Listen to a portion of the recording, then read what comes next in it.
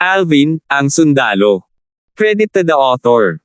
4,461-7. Ang mga pangalan po na nandito ay galing sa mga name generator. Kung meron man pagkakatulad sa mga pangalan ng tao o lugar at pangyayari, ito ay tunay na hindi sinasadya. Ang banal na puno ng buhay sa katawan ni Moggy ay nakuha ng kanyang ama noon. Noong panahong iyon, tinulungan siya ng kanyang ama na ilagay ang puno sa kanyang maliit na mundo. Malaking bahagi ng kanyang lakas ay nagmumula sa makapangyarihang banal na puno ng buhay na iyon, patuloy na sabi ni Amber Han. Tumango si Alvin bilang pag-unawa. Makapangyarihan si Moggy, ngunit mas makapangyarihan ang kanyang ama.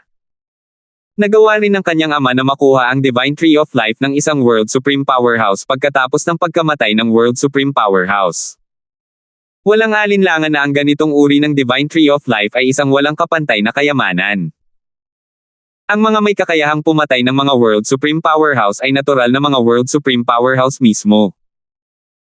Sa ilalim ng normal na mga pangyayari, kukunin ng mamamatay tao ang Divine Tree of Life ng patay na World Supreme Powerhouse, maliban na lang kung nagawa ng patay na World Supreme Powerhouse na ipadala ang kanyang Divine Tree of Life sa magulong espasyo bago siya mamatay.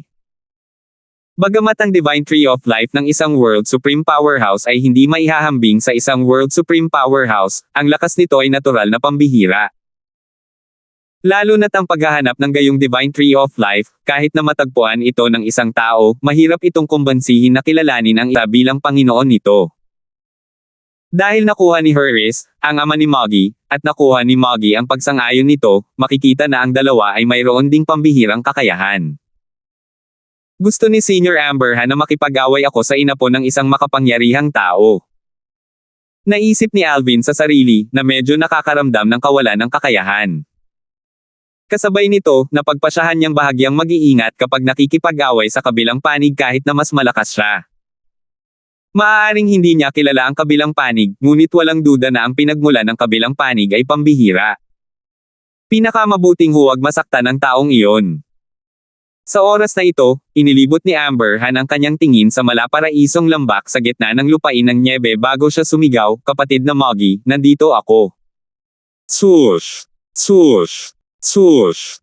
Sa isang iglap, may mga galaw sa lambak. Hindi mabilang na mga baging ang lumipad at nagkasabit sa hangin bago ito tuluyang naging isang figure. Ang figure ay pagmamayari ng isang payat na matandang lalaki na nakasuot ng maluwag na abuhing damit. Napakapayat niya na parang kayang tanggayan ng isang bagzo ng hangin. Gayunpaman, matalas ang kanyang mga mata, hindi tulad ng sa isang matandang lalaki. Tumawa ang matanda at sinabing, "Kapatid na Lamberto, matagal na kitang hinihintay. Dati, sinabi mo sa akin na nakahanap ka ng isang prodigy na wala pang 10,000 taong gulang na makakatulong sa akin na turuan ang aking walang kakayahang apo sa tuhod. Siya ba ang binata na katabi mo?" Inilipat ng matandang lalaki ang kanyang tingin kay Alvin pagkatapos nitong magsalita. Natigilan si Alvin bago nagsimulang manginig ang kanyang katawan dahil sa nakakapanghinang takot na gumapang sa kanya. Pakiramdam niya ay wala na sa kanyang kontrol ang kanyang buhay at kamatayan sa sandaling ito. Sa ganoong paraan, alam na alam niya kung gaano kaitikot ang matandang lalaki. Maya-maya, huminga ng malalim si Alvin at ginamit ang kanyang banal na enerhiya, batas ng kalawakan, at sword daw bago niya nilabanan at sinira ang pressure na dumadaloy sa kanya. Pagkatapos, sinabi niya, "Pagbati, Senior Moggy. Ako si Fulton." Nanlaki ang mga mata ni Moggy, ang matandang lalaki, habang iniisip ang sarili, gulat na gulat, bagamat ang kanyang batas ng kalawakan ay hindi pa umaabot sa perpektong anyo nito, ang kanyang sword daw ay talagang nakakagulat. Narinig ni Moggy ang tungkol sa kakayahan ni Alvin mula kay Amber Han, na ang tunay na pangalan ay Lamberto. Bagamat narinig niya kung gaano kalakas ang sword daw ni Alvin, ang makita ito mismo ay natural na naiiba sa marinig lamang ito. Sa katunayan, ang sword daw ay kasing lakas ng inaangkin ni Amber Han. Ito ay kahit papaano ay mas mataas ng isang antas kaysa sa divo-uring daw ng kanyang ama, bilang isa sa 4 na daw ng langit at lupa. Hindi ka panipaniwala na ang isang binata na wala pang 10,000 taong gulang ay kayang intindihin ang sword daw ng ganito kalawak. Nang bumalik sa kanyang katinoan si Moggy, tumingin siya kay Alvin at sinabing may ngiti sa kanyang mukha, "Binata, narinig ko ang tungkol sa kung gaano kakapambihira kay Brother Lamberto. Akala ko ay nagmamalabis siya noong mga panahong iyon. Gayunpaman, pagkatapos kitang makilala, napagtanto ko ngayon na hindi siya nagmamalabis. Mas malakas ka nga kaysa sa aking apo sa tuhod." Pagkatapos, bumantong hininga si Moggy bago nagtanong, "Fulton, para magkaroon ka ng ganitong mga tagumpay sa murang edad, dapat ay mayroon kang pambihirang pinagmulan. Saan ka nanggaling?" Nanatili si Alvin sa kanyang kwento at sinabing, "Senior Moggy, ako ay mula sa Myriad Worlds." Hindi na nagpaliwanag pa si Alvin, at hindi na rin nagtanong pa si Moggy. Napansin ni Moggy na hindi balak ni Alvin na ibunyag kung saang mundo siya nanggaling. Sa isip-isip niya, marahil, nag-aalala siya na baka may mga kalaban mula sa kanyang mundo na tumatarget sa kanya sa outer boundary. Hindi ito hinala ni Moggy. Tutal, maraming tao mula sa Myriad Worlds ang napatay matapos makarating sa outer boundary ng kanilang mga kaaway dahil wala na sila sa ilalim ng proteksyon ng kani-kanilang puwersa sa outer boundary. Sa kabila ng panganib, may mga tao pa ring pumupunta sa outer boundary. Tutal, hindi sila makakabuti kung mananatili lamang sila sa Myriad Worlds.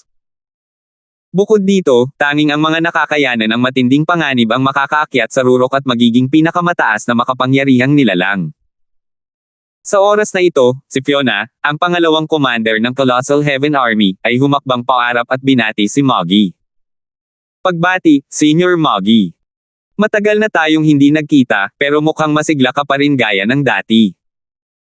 Lumingon si Moggy kay Fiona at nakangiting sinabi, "Na-distract ako kay Fulton kanina kaya nakalimutan kita. Narinig ko si Brother Lamberto na sinabi na pinayagan ka ng ninong mo na pumunta sa 3 dakilang sagradong kaharian. Halos hindi ako makapaniwala noong una kong narinig ang tungkol dito. Mukhang sa wakas ay naisip na niya ang mga bagay-bagay." Tumingin si Fiona kay Moggy nang may pagtataka at nagtanong, "Senior Moggy, ano ang ibig mong sabihin sa wakas ay naisip na niya ang mga bagay-bagay?" Nang marinig ang mga salitang ito, bahagyang nagbago ang ekspresyon ni Moggy bago sumulyap kay Amberhan. Pagkatapos, umiling siya at sumagot, "Ang ibig kong sabihin ay sa wakas ay nagpasya na siyang payagan kang pumunta sa 3 dakilang sagradong kaharian. Dati, malamang nag-aalala siya na hindi ka sapat na malakas para protektahan ang iyong sarili sa 3 dakilang sagradong kaharian. Kung pupunta ka roon ng padalos-dalos, mapapahamak ka. Ngayon na halos kasing lakas ka na ng isang walang kapantay na pinakamataas na kataas-taasang Diyos, mas handa ka ng protektahan ang iyong sarili doon." Malinaw na ayaw ipagpatuloy ni Moggy ang paksang ito kaya humarap siya kay Amberhan at sinabing, "Kapatid na Lamberto, dapat muna kayong magpahinga rito. Babalik ang apo sa tuhod ko sa loob ng mga 2 buwan." Kasunod nito, gumawa ng mga kaayusan si Moggy para sa kanilang pananatili sa lambak. Sa sumunod na 2 buwan, si Moggy, bilang isang maalalahanang punong abala, ay hindi niya hinayaang maghintay sila ng walang kabuluhan at binigyan sila ng payo tungkol sa kanilang paglilinang. Bagamat naunawaan ni Moggy ang batas ng kahoy, taglay niya ang banal na puno ng buhay ng isang World Supreme Powerhouse, at ang kanyang ama ay isang malapit ng maging World Supreme Powerhouse. Likas siyang kakaiba sa iba at napakamaalam. Sina Alvin at Fiona ay parehong nakinabang ng malaki mula sa kanya sa loob ng 2 buwan na pananatili nila sa lambak. Dahil kay Alvin, maging si Tate ay nabigyan ng pagkakataong humingi ng payo tungkol sa paglilinang kay Moggy. Naging matyaga rin si Moggy alang-alang kay Alvin at sinagot ang kanyang tanong. Natural lamang na labis siyang natuwa sa pagkakataong iyon, at napuno siya ng pasasalamat nang muling tumingin kay Alvin. Dati, ang katapatan ni Tate kay Alvin ay nagmula sa sumpa ng dugo ng Heaven Vault. Gayunpaman, ngayon ay naramdaman niya na hindi masamang sumunod kay Alvin. Ang kanyang natamo sa nakalipas na 2 buwan ay higit pa sa kanyang 1,000 taon ng pagsusumikap. Bukod dito, ang kanyang buhay ay hindi nanganganib sa loob ng 2 buwan. Kadalasan, upang makakuha ng isang bagay, kailangan ng isang tao na harapin ang panganib. Fulton, bumalik na ang inapo ni Kuya Moggy.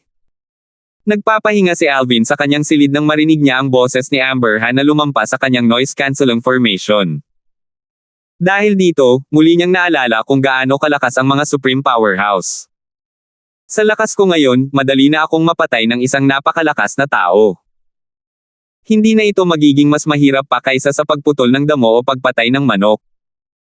Bahagyang nakaramdam ng kawalan ng kakayahan si Alvin, ngunit mas lalo siyang naging determinado na lumakas. Panahon na para lumaban. Natural lamang na alam ni Alvin na ngayong bumalik na ang apo sa tuhod ni Moggy, kakailanganin niyang makipaglaban sa kabilang panig sa lalong madaling panahon.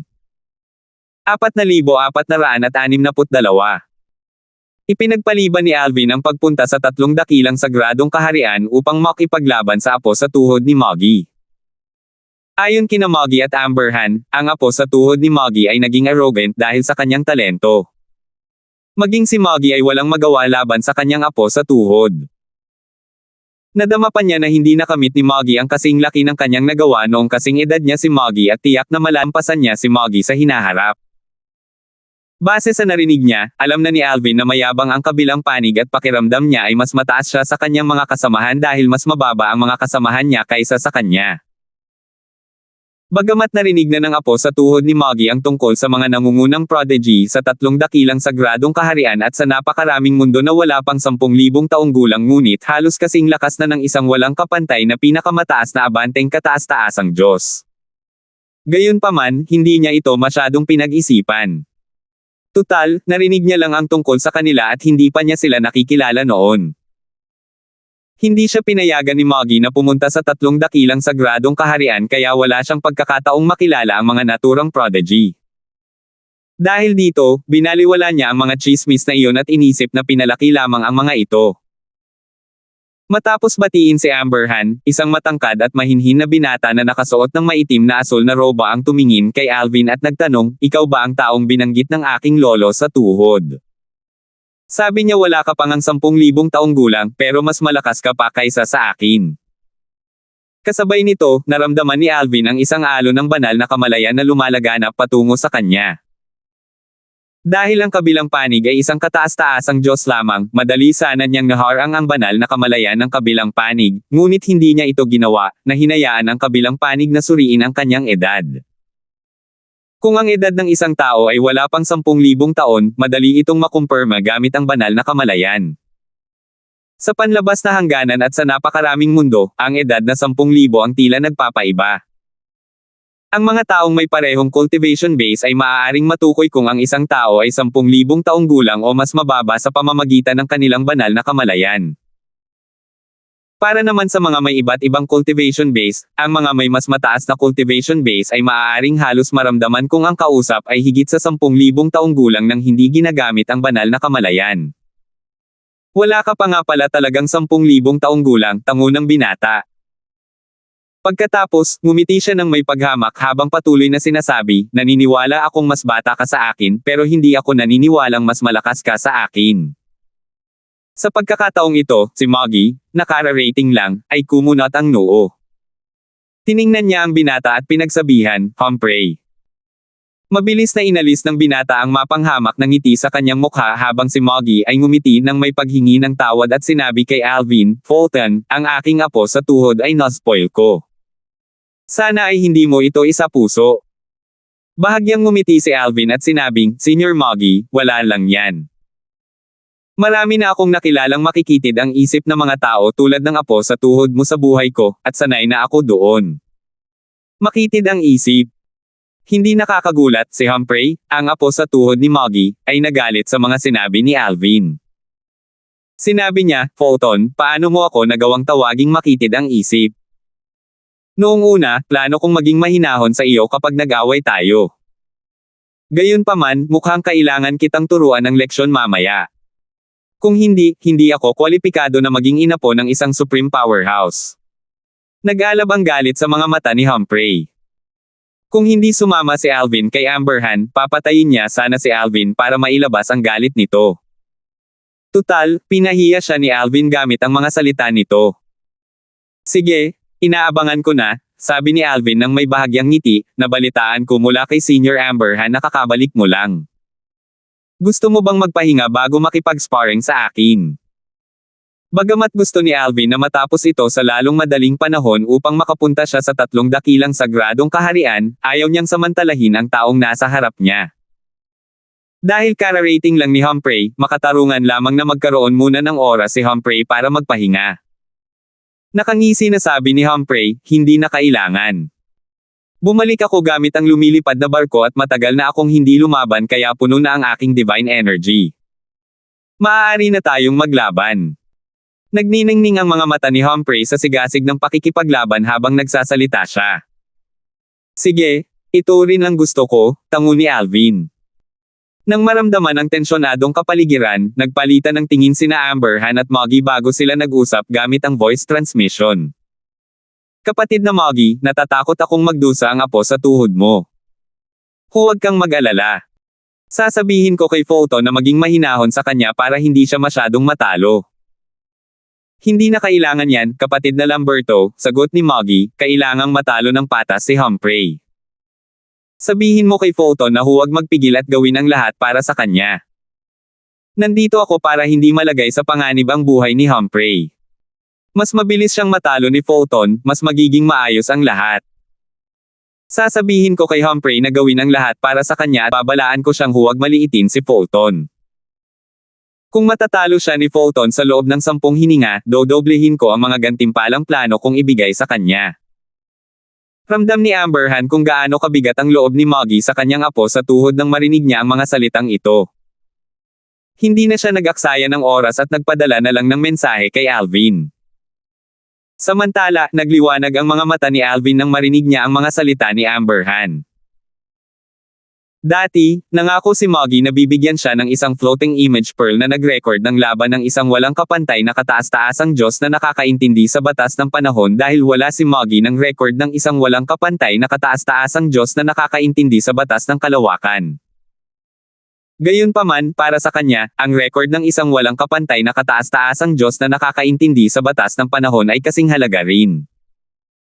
Kaya kung matatalo ko si Humphrey sa loob ng 10 hininga, bibigyan niya ako ng 2 floating image pearls. Iniisip ko kung anong uri ng batas ang naunawaan ng walang kapantay na pinakamataas na itinaguyod na kataas-taasang Diyos sa isa pang floating image pearl, tanong ni Alvin sa loob-loob. Bagamat naramdaman ni Alvin na ang mga gantimpala ay higit pa sa kailangan niyang gawin, hindi niya binalak na tanggihan ang alok ni Moggy dahil gusto niya talaga ng isa pang floating image pearl. Sa huli, napagpasyahan niyang babayaran niya ang pabor na ito sa hinaharap.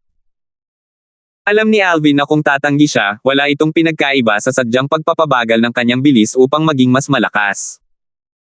Paano niya magagawa iyon kung kailangan niyang maging mas malakas para kay Kelly, sa kanyang pamilya, at sa kanyang mga kaibigan? Matapos makarating sa outer boundary, napagtanto niya kung gaano kalawak ang mundo. Paano kung ang isang World Supreme Powerhouse ay umatake sa God-defying world sa hinaharap?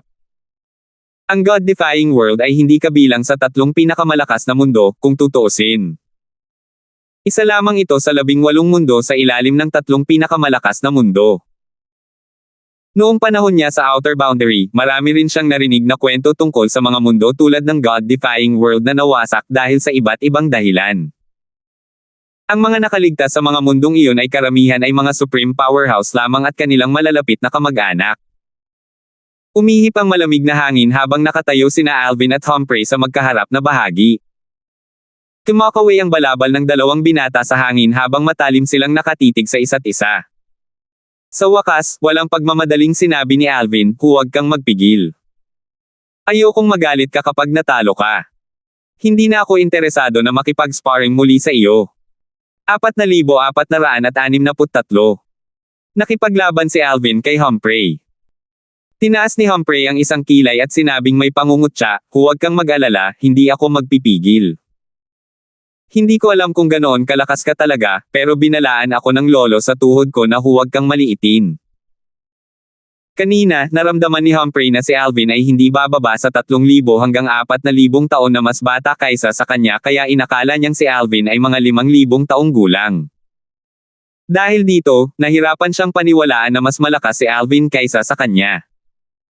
Gayunpaman, hindi niya ibinaluwala ang babala ng kanyang lolo sa tuhod. Kung ibang tao lang iyon, tiyak na nanunuya siya. 5,000 taong gulang ka pa lang, pero sa tingin mo matatalo mo ako.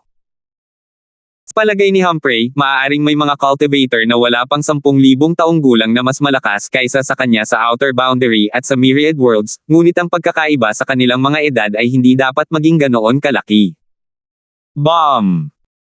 Sa oras na ito, isang malakas na itim na enerhiya ang bumulwak habang ginagamit ni Humphrey ang kanyang banal na enerhiya at ang batas ng kamatayan. Nagniningning ang kanyang mga mata sa hanggaring pumatay habang ang enerhiya ng kamatayan ay nanatili sa paligid niya. Para bang isang demonyo ang nagising sa kanyang katawan. Swoosh! Kasunod nito, isang makitid at bahagyang kurbadong kutsilyo ang lumitaw sa kamay ni Humphrey. Malinaw na isa itong pangunahing banal na artifact. Natural lang, walang nagulat. Siya nga pala ang apo sa tuhod ng isang supreme powerhouse. Sa oras na ito, lumingon sina Amber Han, Moggy, Fiona, at Tate kay Alvin. Hawak ni Alvin ang isang 7 kulay na espada habang ang kawalan sa paligid niya ay nagsimulang magbago. Habang may bagyong dumadaloy sa paligid niya, nagsimulang lumitaw din ang mga bitek sa espasyo. Kasabay nito, naglabas siya ng isang nakakatakot na layuning gumamit ng espada. Para bang siya ay naging isang napakatalas na espada na handang umatake anumang oras. Ang espada daw. Mas lalo pa siyang napangiwi ng maramdaman ni Humphrey na hindi pa lubos na nauunawaan ni Alvin ang batas ng kalawakan. Gayunpaman, naging malungkot ang kanyang ekspresyon nang maramdaman niya kung gaano kapambihira ang sword daw ni Alvin. Naunawaan na ni Humphrey ang weapon daw maraming taon na ang nakalilipas, ngunit ang pinakasimpleng anyo lamang ito ang kanyang naunawaan. Ito ay natural na masyadong mahina upang mapalakas ng malaki ang kanyang lakas. Sa sandaling ito, likas niyang inihagis ang kanyang knife daw, ngunit mabilis itong nawala. Dito rin niya nalaman kung gaano kaitikot ang sword daw ni Alvin. Mabilis na napigilan ng sword daw ni Alvin ang kanyang knife daw bago pa man magsimula ang laban. Paano ito nangyari? Paano niya naunawaan ng ganito kalawak ang sword daw gayong bata pa siya? Minana ba niya ang pamana ng isang World Supreme Powerhouse? Haka-haka ni Humphrey sa loob-loob niya. Hindi na kailangang sabihin pa, ang mga pamana mula sa World Supreme Powerhouses ay mas nakahihigit kaysa sa mga mula sa ibang Supreme Powerhouses. Mabilis na nakabawi si Humphrey mula sa kanyang pagkabigla at napamura. Bagamat pambihira ang sword daw ni Alvin, mahina naman ang batas ng kalawakan ni Alvin. Kaya naman, hindi niya inisip na mas malakas si Alvin kaysa sa kanya. Gayunpaman, alam na niya ngayon na hindi niya kayang maliitin si Alvin. Swoosh! Sumipol ang hangin sa ere at lumitaw ang mga bitek sa espasyo nang iwinagayway ni Humphrey ang kanyang kutsilyo. Ang enerhiyang nakamamatay na nananatili sa kanyang katawan ay nagtagpo sa dulo ng kutsilyo bago ito sumugod patungo kay Alvin. Sa loob lamang ng ilang sandali, isang madilim na enerhiya ang nagtipon sa paligid ni Alvin at pinigilan ang kanyang paggalaw. Napakalakas, naisip ni Alvin sa sarili. Medyo makapangyarihan ang enerhiya ng kamatayan. Ginulo nito ang espasyo sa paligid niya at pinigilan siyang mag-teleport palayo. Tutal, magagamit lamang niya ang teleportation profundity sa isang matatag na espasyo. Ang batas ng kamatayan, bago maabot ang perpektong anyo, natural na hindi makakagambala sa espasyo, ngunit pagkatapos nitong maabot ang perpektong anyo, hindi mahirap guluhin ang espasyo upang maiwasan ang teleportasyon. Nanlaki ang mga mata ni Amber Han nang makita ito. Pagkatapos, humarap siya kay Moggy at sinabing, "Kapatid na Moggy, ang batas ng kamatayan ng iyong apo sa tuhod ay bumuti ng malaki. Kung pagbubutihin niya ang kanyang batas ng kamatayan o uunlad sa kanyang knife daw, halos maihahambing siya sa isang walang kapantay na pinakamagaling na kataas-taasang Diyos." Pagkatapos magsalita ni Amber Han, nagulat siya nang makita ang gulat na ekspresyon sa mukha ni Moggy. Napaisip siya sa sarili, hindi rin ba alam ni Moggy ang pag-unlad ni Humphrey? Nagkaroon ba ng bagong tagumpay si Humphrey sa kanyang batas ng kamatayan kamakailan lang? Tunay nga, hindi alam ni Moggy na bumuti na ang batas ng kamatayan ni Humphrey dahil nagkaroon lamang ng tagumpay si Humphrey noong wala ito. Isang bahagyang ngiti ang sumilay sa mukha ni Moggy habang iniisip niya, ang batang ito, lumakas na naman siya, mukhang hindi matatalo ni Fulton sa loob ng 10 hininga. Kahit sa mga malapit ng maging walang kapantay na mga nangungunang abanteng Diyos, may pagkakaiba sa lakas. Dahil sa kanyang murang edad, nagdududa ako kung matatalo niya si Humphrey sa loob ng 10 hininga. Dahil sa kamakailang pagbuti ni Humphrey at sa murang edad ni Alvin, hindi na inakala ni Moggy na matatalo ni Alvin si Humphrey sa 10 hininga. Bagamat may kilala siyang mga cultivator tulad ni Alvin na wala pang 10,000 taong gulang ngunit halos kasing lakas ng isang walang kapantay na top advanced supreme god sa outer boundary at ng myriad worlds na may kakayahang gawin ito, hindi niya inakala na kabilang si Alvin sa kanila. Pagpipigil sa kalaliman. Alam ni Alvin na ang pilit na pagpapakawalan ng sarili mula sa pagpipigil ni Humphrey ngayon gamit ang kanyang brutal na lakas ay hindi ang pinakamahusay na hakbang. Masasayang lang ang kanyang oras kahit na may kumpiyansa siyang mapapalaya niya ang kanyang sarili. Kapag napalaya niya ang kanyang sarili, darating na ang kutsilyo ni Humphrey. Kaya naman, nagpasya siyang gamitin ang restraint ng profundity upang palayain ang death energy at patatagin ang espasyo sa paligid niya upang mapalaya ang kanyang sarili. Kalaliman ng teleportasyon. Kasunod nito, naglaho si Alvin sa kawalan matapos makawala sa pagkakagapos ni Humphrey. 4,464. Ang espada ng panahon. Ang taktika ni Humphrey ay pigilan si Alvin gamit ang batas ng kamatayan bago magbigay ng isang malakas na suntok. Gayunpaman, nabigo ang kanyang plano nang makawala si Alvin at mag-teleport palayo. Swoosh! Bumaba ang makapangyarihang sinag ng kutsilyo at hinati ang isang matayog na glacier sa gitna. Nang gumuho ang itaas na kalahati ng glacier, nagdulot ito ng avalanche na yumanig sa lupa habang ang isang maliit na punit sa kalangitan ay nagsimulang maghilam. Gamitin mo ang kapangyarihan ng iyong bloodline. Kung hindi, matatalo kita sa 3 galaw. Umalangaw-ngaw sa kalangitan ang walang pakialam na boses ni Alvin, ngunit wala siya kahit saan. Nagdilim ang ekspresyon ni Humphrey nang marinig niya ang mga sinabi ni Alvin. Ang tiwala mo. Ipapakita ko sa iyo kung gaano kalakas ang kapangyarihan ng aking bloodline. Pagkabasag ng kanyang boses, ginamit ni Humphrey ang kanyang bloodline power. Habang tumataas ang blood chi mula sa kanyang katawan, tumaas ng malaki ang kanyang lakas at naging pula ang kanyang kutsilyo. Sa sandaling ito, tuluyang nawala ang paghamak sa puso ni Humphrey. Matapos makalaya si Alvin mula sa kanyang batas ng kamatayan, sa wakas ay napagtanto niya kung gaano kalakas si Alvin. Tutal, 70% ng mga powerhouse na nakakaintindi sa batas ng kamatayan sa perpektong anyo ay hindi kayang gamitin ito sa paraang ginamit niya ito dati. Ito ay isang teknik na tinulungan siya ng kanyang lolo sa tuhod na malinang. Dahil sa teknik na ito kaya madali niyang natalo ang mga kalaban na may parehong cultivation base. Gayunpaman, nagawa ni Alvin na palayain ang kanyang sarili nang hindi ginagamit ang kanyang mga doppelganger o bloodline power. Ito pa lamang ay nagpakita kung gaano kalakas si Alvin. Sa ganitong mga sitwasyon, paano niya magagawang maging pabaya sa sandaling ito? Sa tingin mo ba hindi kita mahahanap kung magtatago ka? Tanong ni Humphrey habang kumikislap ang mga mata. Kasabay nito, ang kanyang banal na kamalayan ay lumaganap sa kanyang paligid. Sa sumunod na sandali, isang sinag ng kutsilyo ang lumabas. Nang tumama ang sinag ng kutsilyo, biglang lumitaw si Alvin sa harap nito. Pagkatapos, mabilis siyang nawala muli, iniwasan ang sinag ng kutsilyo bago sumugod patungo kay Humphrey dala ang espada sa kanyang kamay. Teka, may mali. Mabilis na napanin ni Humphrey na ang taong nasa harap niya ay kulang sa sigla kahit nakamukha niya si Alvin. Maging ang 7 kulay na espada ni Alvin ay ganoon din. Dahil naiintindihan niya ang batas ng kamatayan, napakasensitibo niya sa enerhiya ng sigla, hindi tulad ng mga ordinaryong tao. Kambal niya yan. Hindi nagtagal at naunawaan ito ni Humphrey. Nagpakawala siya ng sinag ng kutsilyo patungo sa doppelganger bago ito lumipad palayo. Swoosh! Pagkalipad papalayo ni Humphrey, isa pang figure ang lumitaw sa kanyang kinatatayuan ng may isang kulay abong sinag ng espada na sumilay mula sa isang puwang. Nag-teleport palayo si Alvin at umatake habang abala si Humphrey, ngunit mabilis na tumugon si Humphrey at nakatakas. Samantala, ang dalawang pinakamakapangyarihang makapangyarihan ay nanood ng laban ng may nagniningning na mga mata.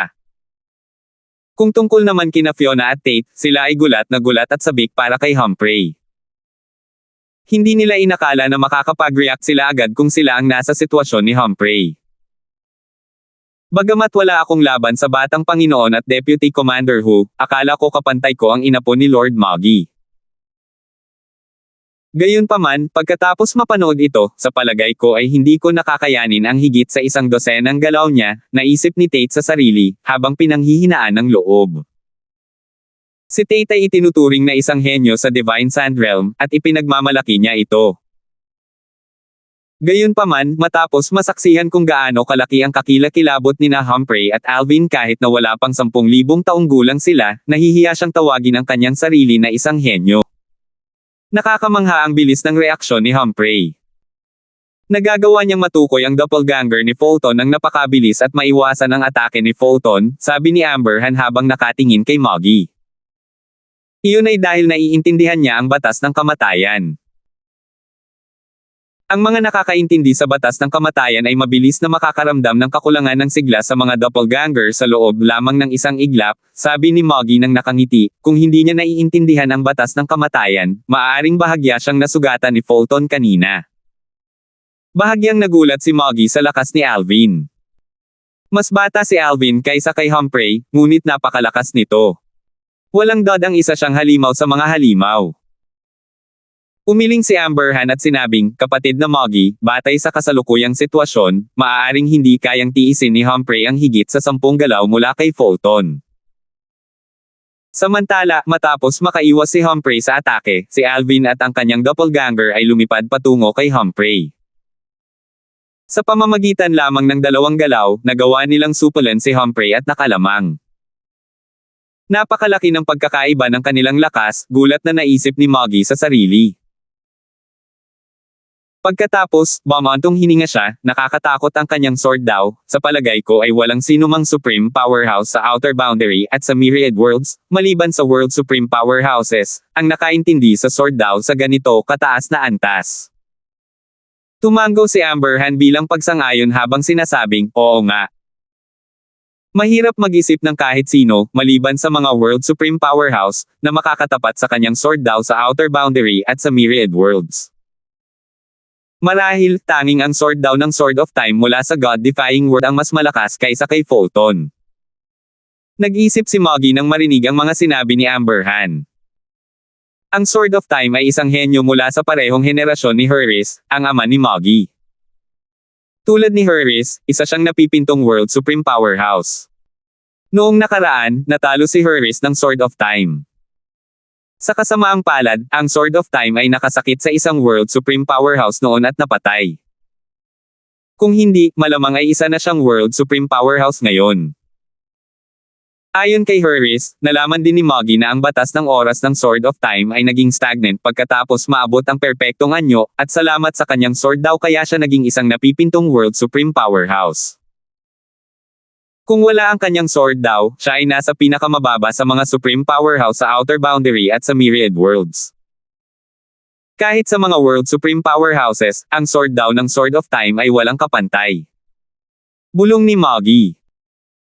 Kung narinig ni Alvin ang pag-uusap na ito nina Moggy at Amberhan, tiyak na magugulat siya nang malaman niyang ang mundong sumusuway sa Diyos, kung saan siya nanggaling, ay mayroong isang napakalaking eksperto sa espada noon. Kung narinig ito ng kanyang Panginoon, si Bert Ing, makikilala niya ang espada ng panahon na binanggit ng dalawa. Tutal, minana niya ang kanyang kasanayan sa espada mula sa espada ng panahon.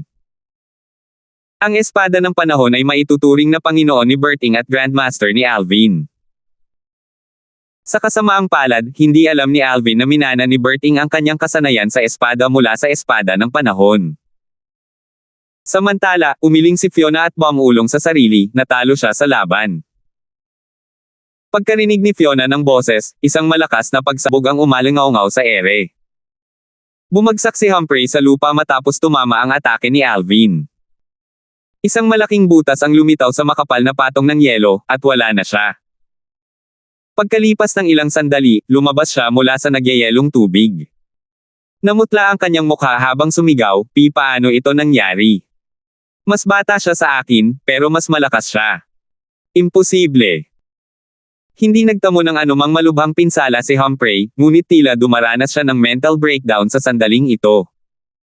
4,465 Sinundan ni Fiona si Alvin sa 3 dakilang sagradong kaharian. Si Humphrey ay ipinanganak na may katsarang pilak sa kanyang bibig, at marami ang kinaiinggitan niya dahil ang kanyang lolo sa tuhod ay isang kataas-taasang makapangyarihang nilalang at ang kanyang ninuno ay isang napipintong World Supreme Powerhouse. Bilang isang ina po, natural lamang na ang kanyang likas na talento at kasanayan sa pag-unawa ay nakahihigit sa kanyang mga kapantay at maging sa mga mas nakatatanda sa kanya.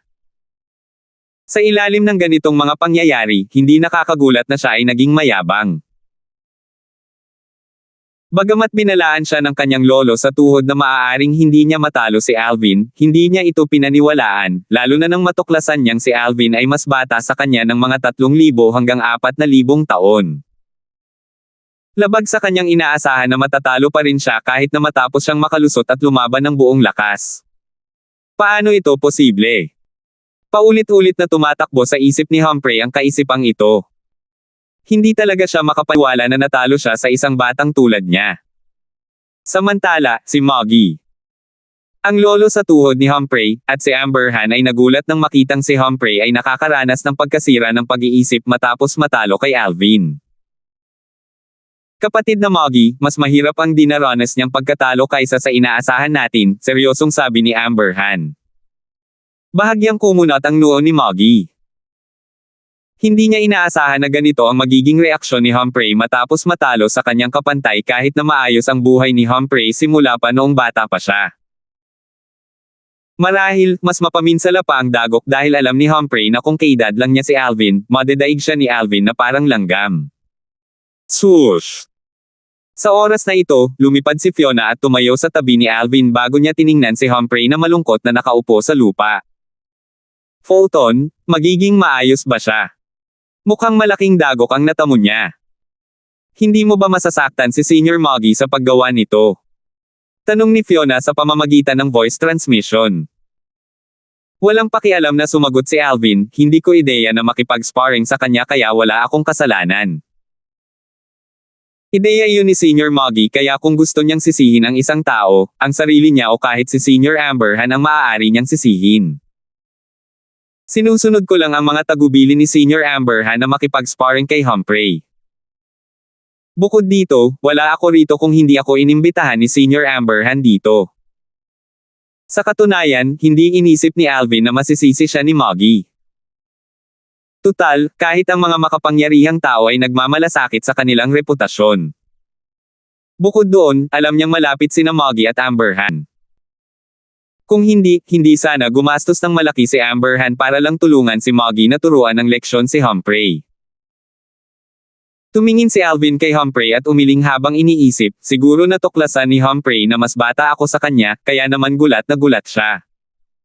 Hindi sana siya magre-react ng ganoon kung mas bata lang ako ng kaunti sa kanya. Alam ni Alvin na ang mga nasa edad na 10,000 ay halos kapareho lang ng edad ni na Amberhan at Moggy. Hindi niya maisip kung ano ang magiging reaksyon ni Humphrey kung malaman ni Humphrey ang tunay niyang edad. Pagkatapos ng laban, nanlulumo pa rin si Humphrey kahit gaano pa siya pilitin ni Moggy na magising. Dahil dito, medyo naging hindi maganda ang ekspresyon ng mukha ni Moggy. Kasabay nito, sinabihan ni Amberhan si Alvin na bumalik muna sa kanyang patio bago niya ipinagpatuloy ang pagsasalita gamit ang voice transmission. Fulton, sinabi ni Brother Moggy na hindi kanya sinisisi sa reaksyon ng kanyang apo sa tuhod, at hindi niya babawiin ang kanyang mga sinabi para gantimpalaan ka. Gayunpaman, kailangan mong maghintay ng ilang araw dahil kakailanganin niyang makuha ang isa sa mga floating image pearls mula sa kanyang ama, si Senior Harris. Tumango si Alvin at umalis pagkatapos makipag-usap kay Amberhan. Umiling si Fiona at umalis na rin. Wala na ring saysay kung magtagal pa siya. Mas makabubuting iwan na lang si Moggy para harapin si Humphrey. Sumunod si Tate kay Alvin at magalang na sinabi sa pamamagitan ng voice transmission, "Young Master, napakalakas mo talaga. Base sa lakas mo, isa ka sa pinakamalakas sa mga malapit ng maging isang walang kapantay na top advanced Supreme God. Hindi lahat ng cultivator ay may parehong lakas kahit na sila ay nasa iisang larangan. Ang pinakamalakas ay kayang patayin ang pinakamahina kahit na hindi ito magiging madali. Sa katunayan, malakas din si Humphrey. Maaaring pareho ang ating cultivation base, ngunit ang kanyang mga pamamaraan ay mas nakahihigit sa akin. Gaya ng inaasahan sa inapo ni na Lord Moggy at Lord Harris, sabi ni Tate na may bahid ng inggit. Sa kanyang palagay, kung siya ang nasa kalagayan ni Humphrey, magiging kasing lakas din siya. Sa oras na ito, biglang sumigaw si Fiona mula sa likuran, Fulton. Kailan ka aalis papunta sa 3 dakilang sagradong kaharian? Natural lang na plano rin ni Fiona na pumunta sa 3 dakilang sagradong kaharian. Gayunpaman, dati, inisip niyang mag-isa siyang pupunta dahil hindi siya sigurado kung pupunta rin ba si Alvin o si Amber Han.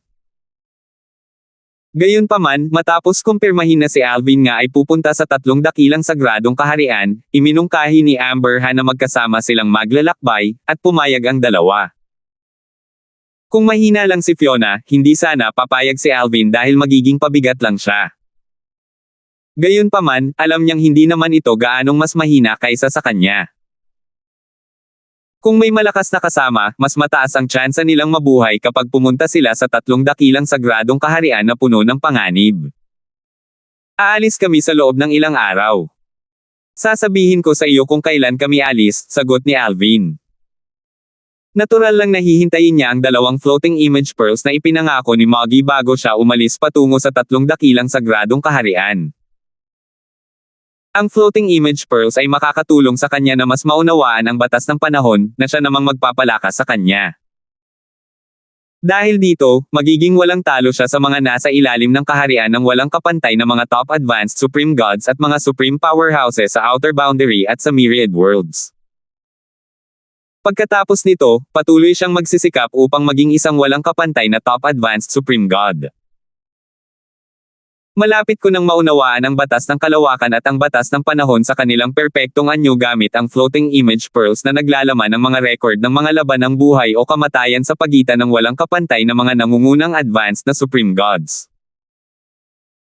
Kapag naunawaan ko ang parehong batas sa kanilang perpektong anyo, maaari pa akong maging isang walang kapantay na nangungunang advanced na supreme god. Sa kasalukuyan, ang karamihan sa lakas ni Alvin ay nagmula sa kanyang nakakatakot na sword daw. Kung ang kanyang batas ng kalawakan at batas ng oras ay umabot sa kanilang perpektong anyo, naniniwala siyang may pagkakataon siyang maging isang walang kapantay na pinakamataas na abanteng kataas-taasang Diyos. 4,466. 2 lumulutang na perlas ng larawan. Naghintay si Alvin ng 2 araw bago niya natanggap ang floating image pearls na ipinangako ni Moggy. Pagkatapos noon, aalis na siya patungo sa 3 dakilang sagradong kaharian. Hindi siya nag-aalala tungkol sa kalagayan ni Humphrey matapos matalo. Kung makakabangon si Humphrey, maaaring ito ay isang mahalagang punto na maaaring magtulak sa kanya sa mas mataas na antas. Hindi rin nag-alala si Alvin na sisihin siya ni Moggy dahil si Moggy ang nagmungkahi nito. Si Moggy rin ang nagutos kay Amber Han na maghanap ng isang mahiwagang nilalang na wala pang 10,000 taong gulang para talunin ang kanyang apo nang sa gayon ay hindi maging kampante at mayabang ang kanyang apo. Higit sa lahat, tiniyak sa kanya ni Amber Han 2 araw na ang nakalipas na hindi siya sinisisi ni Moggy sa nangyari. Binisita ni Amber Han si Alvin at inabot sa kanya ang floating image pearls habang sinasabing, mas maayos na si Humphrey ngayon. Sandali na lang bago siya tuluyang gumaling. Narito ang 2 floating image pearls mula kay Brother Moggy gaya ng ipinangako. Kailangan niyang bantayan si Humphrey para hindi kanya maabutin. Nagliwanag ang mga mata ni Alvin nang makita ang 2 floating image pearls. Matapos tanggapin ang mga ito, magalang niyang sinabi, Senior Amber Han, pakisabi naman kay Senior Moggy na pasalamatan ako pagkatapos kong umalis. Hindi ko malilimutan ang kabaitang ito, at babayaran ko ito sa hinaharap. Hindi lang si Moggy. Nakaramdam din ng pasasalamat si Alvin kay Amber Han. Tutal, ibinigay nila sa kanya ang mahahalagang floating image pearls na naglalaman ng mga recording ng walang kapantay na mga nangungunang kataas-taasang Diyos bilang tanda ng kanilang pagpapahalaga. Ang pagkatalo kay Humphrey ay isang madaling gawain para sa kanya. Dahil dito, pakiramdam niya ay mas marami siyang nakuha kaysa sa nakuha nila hanggang sa puntong pakiramdam niya ay sinamantala niya ang sitwasyon. Sa kasamaang palad, ito ay isang alok na hindi niya matatanggihan dahil talagang kailangan niya ang floating image pearls. Sige, ipaabot ko ang mga sinabi mo kay Brother Moggy, bahaging tango ni Amberhan habang nakatingin kay Alvin na may ekspresyon ng pagsang-ayon. Bihira ang mga floating image pearls na naglalaman ng mga recording ng walang kapantay na mga top advanced supreme gods kahit para sa mga supreme powerhouse. Gayunpaman, handa si Amberhan na ialay ang kanya kay Alvin dahil pakiramdam niya ay walang mawawala sa pakikipag-ugnayan sa isang halimaw na prodigy tulad ni Alvin. Hanggat hindi namamatay ng wala sa oras si Alvin, sigurado siyang aakyat si Alvin sa tugatog. Alam din niya na ang kanyang mabuting kaibigan, si Moggy, ay may parehong iniisip. Gaya ng kasabihan, pareho ang iniisip ng mga mahuhusay na tao. Tumingin si Amberhan sa gilid kung saan pansamantalang nanunuluyan si Fiona bago muling nagsalita, bukod doon, kailangan kitang abalahin sa pag-aalaga kay Little Fiona habang naglalakbay kayo. Maaaring mas matanda siya sa iyo, ngunit ang kanyang karanasan sa buhay ay kulang kumpara sa iyo. Sinabi ni Brother Bogart na may utang siya sa iyo para dito. Bahagyang ngumiti si Alvin at sumagot, Senior Amberhan, huwag kang mag-alala. Natural lang sa atin na mag-alalayan kapag magkasama tayong naglalakbay papunta sa 3 dakilang sagradong kaharian. Nakakagaan ng loob na marinig yan, tango ni Amberhan, hindi kita ihahatid, pero ipaalam mo sa akin kung kailan ka aalis. Sige, sagot ni Alvin. Pagkaalis ni Amberhan, bumalik si Alvin sa kanyang silid at tiningnan ang 2 floating image pearls gamit ang kanyang banal na kamalayan. Nahirapan siyang humingan sandaling makita ang recording kasama ang walang kapantay na pinakamataas at abanteng kataas-taasang Diyos na nakakaintindi sa batas ng panahon. Iniisip ko kung anong mga batas ang naunawaan ng iba pang walang kapantay na mga nangungunang kataas-taasang Diyos sa isa pang floating image pearl, tanong ni Alvin sa loob-loob niya. Matapos suriin ang pangalawang floating image pearl, napabulalas siya sa loob-loob, nunuan niya ang batas ng buhay. Kamangha-mangha. Kung tungkol naman sa kanyang kalaban, naunawaan niya ang batas ng apoy. Nakaramdam si Alvin ng labis na swerte sa sandaling ito. Ang kanyang pag-unawa sa batas ng buhay ay nasa likod lamang ng kanyang batas ng espasyo at batas ng oras salamat sa banal na puno ng buhay sa kanyang maliit na mundo. Bukod dito, ang kanyang pag-unawa sa batas ng apoy ay nasa likod lamang ng kanyang batas ng buhay. Nagningning ang mga mata ni Alvin na parang mga bituin sa kalangitan sa gabi habang iniisip niya, gamit ang 2 floating image pearls na ito, mabilis kong mapapabuti ang aking batas ng buhay at batas ng apoy. Sa oras na iyon, ang mga doppelganger mula sa 2 batas na ito ay lalong magpapalakas ng aking lakas. Kinabukasan, nagpadala si Alvin ng mensahe kay Fiona tungkol sa kanyang balak na umalis. Mabilis siyang sinalubong ng huli bago sila umalis sa Winterland kasama si Tate na nakasunod. Bago sila umalis, nagpadala rin siya ng mensahe kay Amberhan upang ipaalam kay Amberhan ang kanyang pag-alis. Nang matanggap ni Amberhan ang mensahe, nakaupo siya sa tapat ng isang matandang lalaki na may chessboard sa pagitan nila. Ang matandang lalaki ay walang iba kundi si Moggy, at ang nakatayo sa likuran ni Moggy ay walang iba kundi si Humphrey, na ganap ng nakabawi. Kakaalis lang nina Fulton at Fiona, sabi ni Amberhan kay Moggy.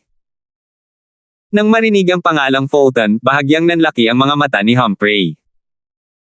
Bumantong hininga si Moggy at sinabing, kapatid na Amberhan, minamaliit namin si Fulton.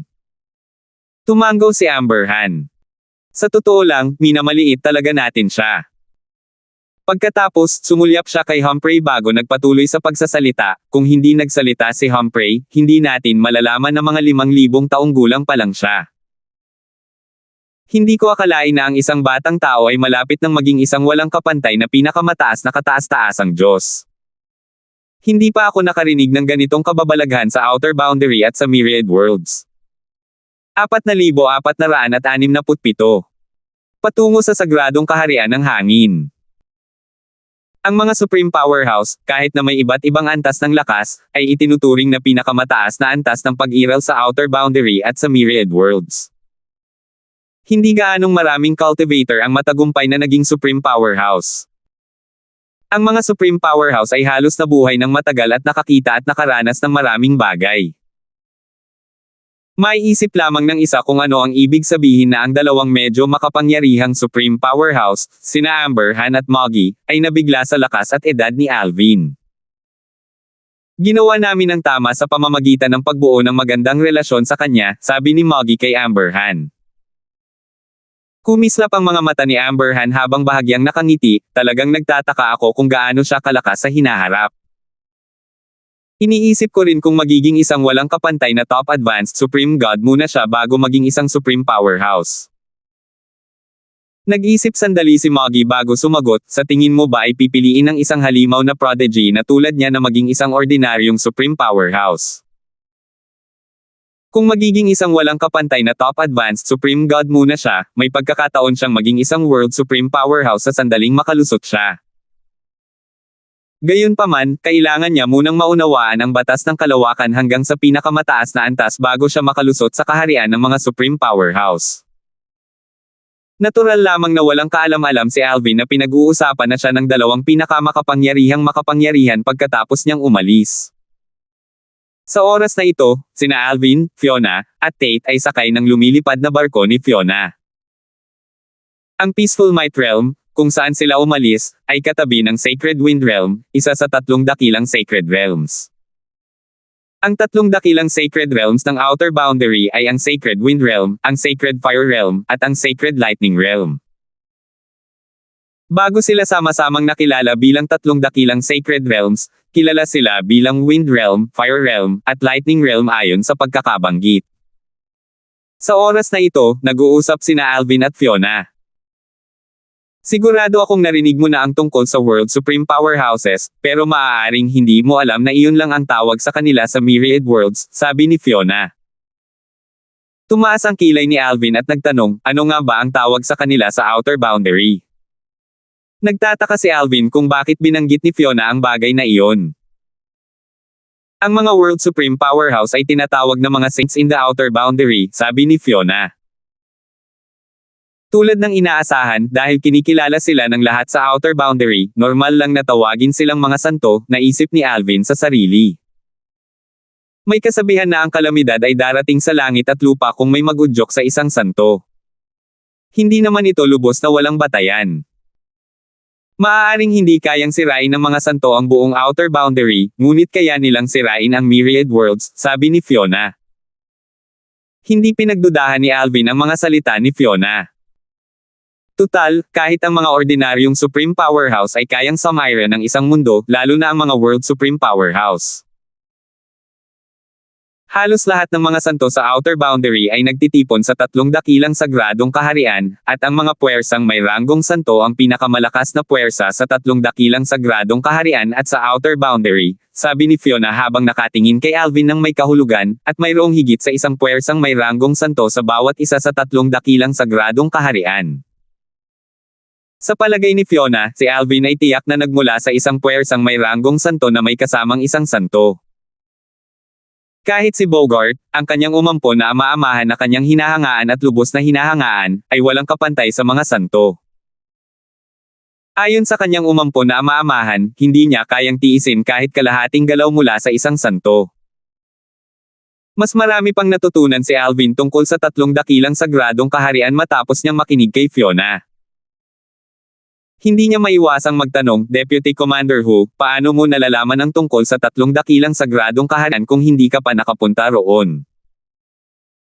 Sabi ni Fiona, binigyan ako ng ninong ng Jade Token na naglalaman ng impormasyon tungkol sa 3 dakilang sagradong kaharian.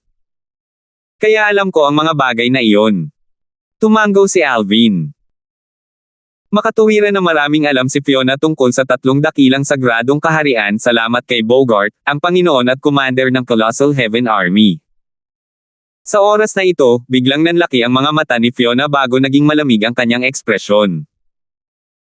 Nang makita ito, umiling si Alvin at bahagyang ngumiti bago nagtanong, may nakaharang ba sa ating daan? Kilala ang impluwensya at reputasyon ng Colossal Heaven Army sa Peaceful Might Realm. Dahil dito, wala silang naranasang anumang problema habang naglalakbay sa Peaceful Might Realm. Gayunpaman, pagkatapos umalis sa teritoryo ng Peaceful Might Realm, nakatagpo sila ng hindi bababa sa 1 dosenang grupo ng mga bandido na nakaharang sa kanilang daan. Ang mga bandidong kanilang nakasalamuha ay mula sa mga ordinaryong Advanced Supreme Gods hanggang sa mga makapangyarihang Advanced Supreme Gods na maihahambing kay Tate. Bagamat mas mahina si Tate kaysa kina Alvin at Fiona, kaya pa rin niyang harapin ang mga makapangyarihang at matataas na kataas-taasang Diyos. Dati, nang pigilan sila ng isang grupo ng mga bandido, nagawa niyang patayin ang pinuno ng mga bandido pagkatapos ng 12-dosenang mga galaw. Pagkatapos noon, napatay niya ang iba pang mga bandido. Deputy Commander Hu, ako na ang bahala sa kanila, sabi ni Tate habang tumatayo. Nag-aalab ang kanyang mga mata sa intensyong makipaglaban. Alam niyang malamang na hindi siya makakatulong ng malaki pagdating nila sa 3 dakilang sagradong kaharian. Tutal, karamihan sa mga cultivator doon ay kapantay niya kahit papaano at malapit sa kaharian ng walang kapantay na mga advanced na Supreme Gods. Kahit sa mga malapit sa kaharian ng walang kapantay na mga top advanced Supreme Gods, iba-iba ang kanilang mga kalakasan. Ang pinakamalakas sa kanila ay nakatuon sa paglilinang upang maging isang walang kapantay na top advanced Supreme God o isang Supreme Powerhouse. Ito ang pinakamahalagang bagay para sa kanila. Natural lang na wala silang oras para magdulot ng gulo. 4,468. Nag-aalab ang mga mata ni Tate sa hanggaring makipaglaban habang lumilipad palabas ng lumilipad na barko. Tutal, nasa sabik siyang labanan ng mga bandido upang mapabuti ang kanyang sarili. Dati, noong pumunta siya sa 3 dakilang sagradong kaharian, gumastos siya ng malaking halaga upang umupa ng mga makapangyarihang tao upang protektahan siya. Sa lugar sa pagitan ng 3 dakilang sagradong kaharian at ng mapayapang kaharian, makikita ang mga lumilipad na barko na pabalik-balik, at ang mga lumilipad na barkong ito ay kadalasang pagmamay-ari ng mga makapangyarihang puwersa o makapangyarihang mga tagapagsaka sa lugar. Mayroon ding mga lumilipad na barko na naghahatid ng mga tao mula sa banal na kaharian ng buhangin patungo sa 3 dakilang sagradong kaharian, at sa ilalim ng normal na mga pangyayari, mayroong humigit kumulang 30 hanggang 100 pasaheros lumilipad na barkong ito. Noong nakaraan, kapag si Tate ay pumupunta sa 3 dakilang sagradong kaharian, nakikibahagi siya sa lumilipad na barko kasama ang halos 40 iba pang tao. Tuwing makakasalubong nila ang mga bandido, ang mga makapangyarihang sakay ay maaaring itaboy o papatayin sila. Hindi ko kailangang mag-alala na mas malakas sa akin ang mga kalaban ko. Kung hindi ako makakalaban nila, tutulungan ako ng Batang Panginoon at ni Deputy Commander Hu. Dahil sa presensya ni na Alvin at Fiona, nagawa ni Tate na lumaban ng walang anumang pag-aalala. Tutal, ang dalawa ay malapit ng maging isang walang kapantay na pinakamataas na abanteng kataas-taasang Diyos at sila ay napakalakas. 4 lang sila. Napataas ang kilay ni Tate nang makita ang mga taong pumihil sa kanila. Ang grupo ay binubuo ng 2 binata, isang dalaga, at isang magulo ang pananamit na lalaking nasa katanghaliang gulang. Ang 2 binata at ang dalaga ay magkabalikat na nakatayo sa harap habang ang lalaking nasa katanghaliang gulang ay nakatayo sa likuran, bahagyang nakayuko. Bahagyang nanliit ang mga mata ni Tate nang makita niya ang salitang Yuan, na nakaberde sa gitna ng damit ng lalaking nasa katanghaliang gulang. Medyo pamilyar sa kanya ang damit ng lalaking nasa katanghaliang gulang, at hindi nagtagal ay naalala niya na ang isang grupo ng mga bandido na napatay niya noon ay nakasuot din ng parehong damit. Medyo malakas ang pinuno ng grupo ng mga bandido, at bago namatay ang pinuno, sinabi niya rito ng may pagbabanta, pagsisisihan mo kung papatayin mo ako. Noong panahong iyon, hindi nansin ni Tate ang banta ng kabilang panig at pinatay ang kabilang panig. Manhid na siya sa ganitong uri ng banta. Tutal, nakatanggap na rin siya ng mga katulad na banta noong nasa Divine Sand Realm pa siya, at karamihan sa mga ito ay napatunayang mga walang kabuluhang banta lamang sa huli. Nandito ba sila para ipaghiganti ang pagkamatay ng taong iyon? Tanong ni Tate sa loob-loob habang pinipikit ang kanyang mga mata. Dati, nang mapatay niya ang pinuno ng bandido, nakarinig siya ng kaunting ingay sa malapit na kagubatan. Nang mga oras na iyon, inakala niyang isa itong demonyong halimaw o isang dumadaang cultivator na natakot palayo sa kanyang banal na enerhiya. Sa oras na ito, batay sa kasalukuyang sitwasyon, tila ang taong iyon mula sa panahong iyon ay ang magulo at nasa katanghaliang gulang na lalaki. Gaya ng inaasahan, ang magulo at nasa katanghaliang gulang na lalaki ay tumitig ng masama kay Tate at sinabing, Panginoon ko, siya ang pumatay sa aking pinuno. Mas malakas lang siya ng kaunti kaysa sa aking pinuno, ngunit mas mabilis siya. Ganoon niya winasak ang aking Yuan organization. Dahil dito, nalaman ni Tate na ang grupo ng mga bandidong napatay niya noon ay kilala bilang Yuan organization. Bukod dito, batay sa mga salita ng lalaking nasa katanghaliang gulang, malinaw na ang 3 pang tao ay hindi mula sa Yuan organization. Sa pagkakataong ito, isang binata na nakasuot ng puting damit na may gininto ang palamuti ang humakbang paarap. Tiningnan niya si Tate nang may pagmamataas at nagtanong, kaya ikaw ang pumatay sa aking nakababatang kapatid na si Yuan Zhang. Hindi pa naririnig ni Tate ang pangalang Yuan Zhang noon, ngunit alam niya malamang na ito ang pinuno ng Yuan organization na napatay niya noon.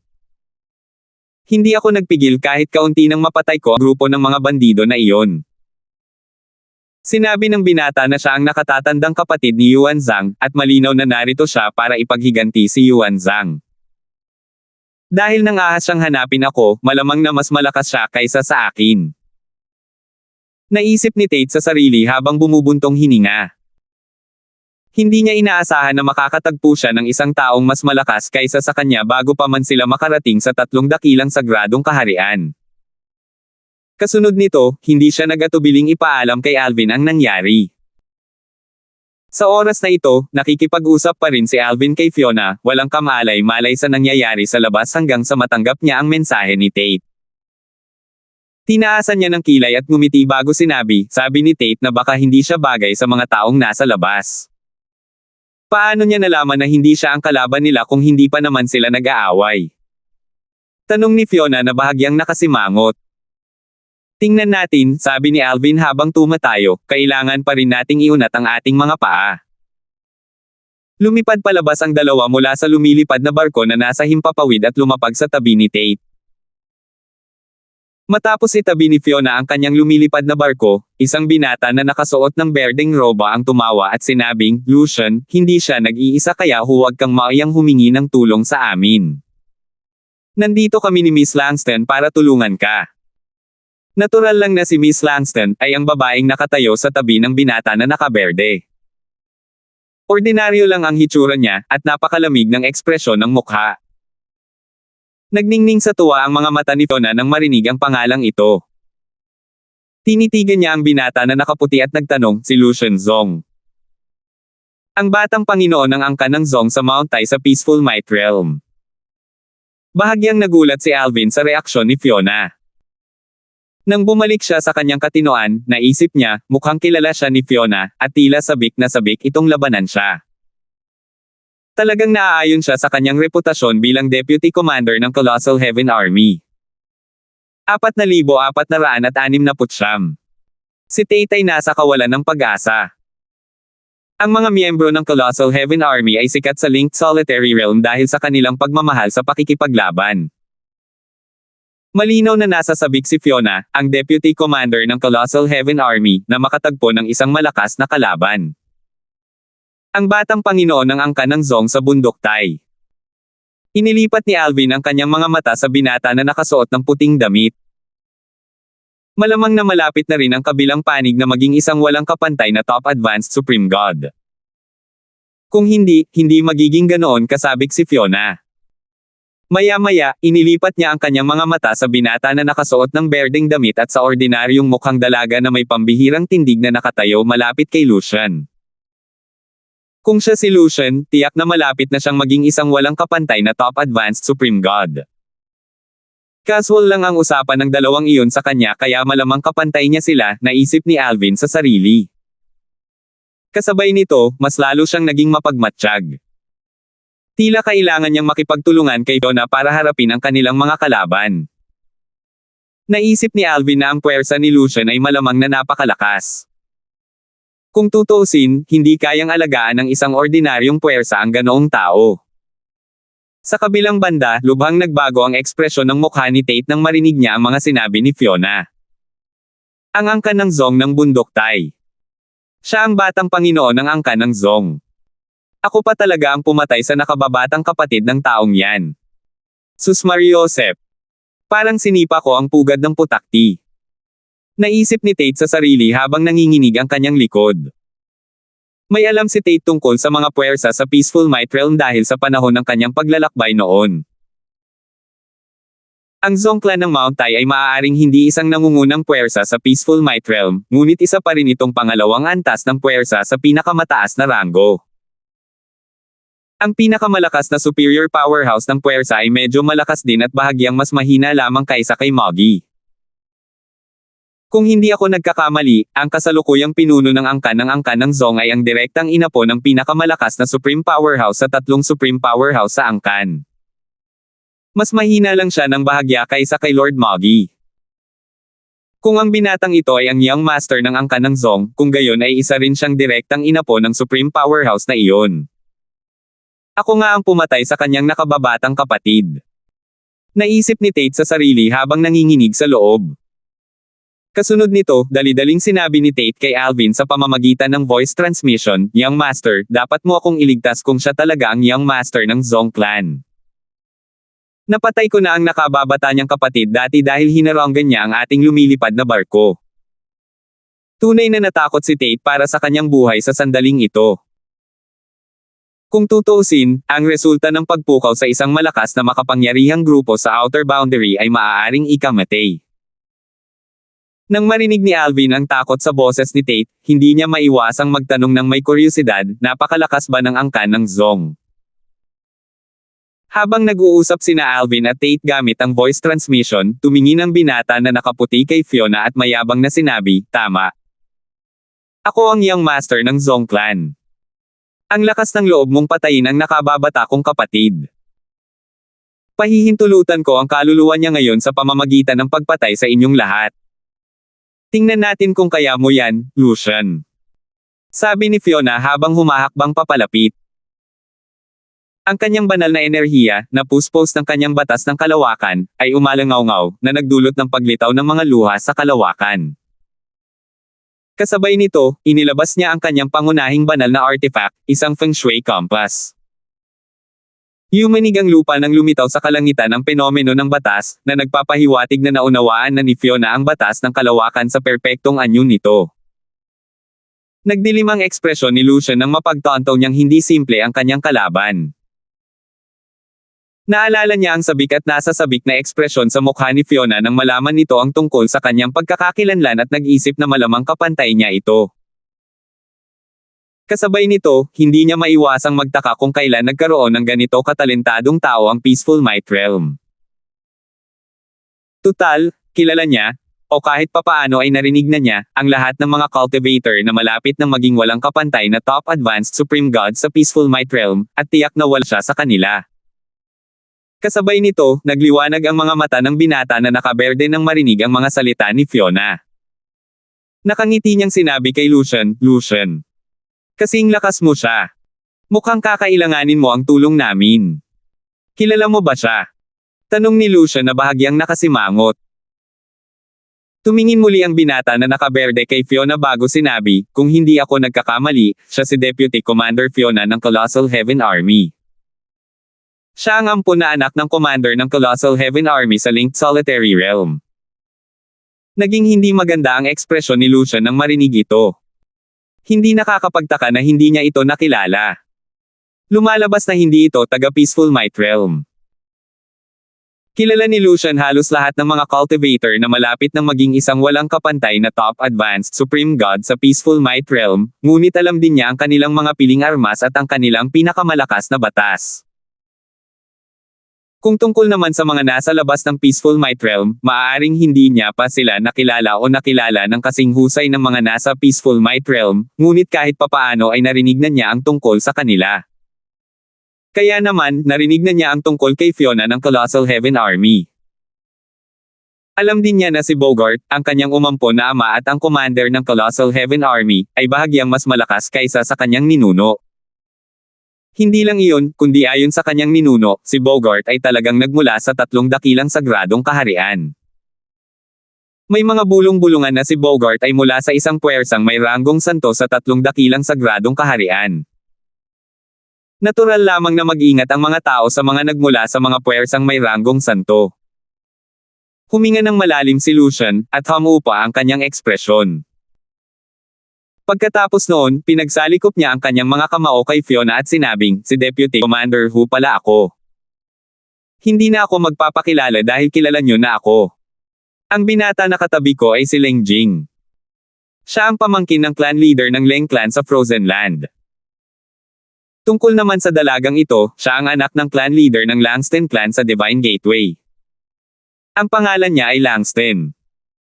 Bago pa matapos magsalita si Lucian, sumingit si Fiona, ikaw si Mindy Langston.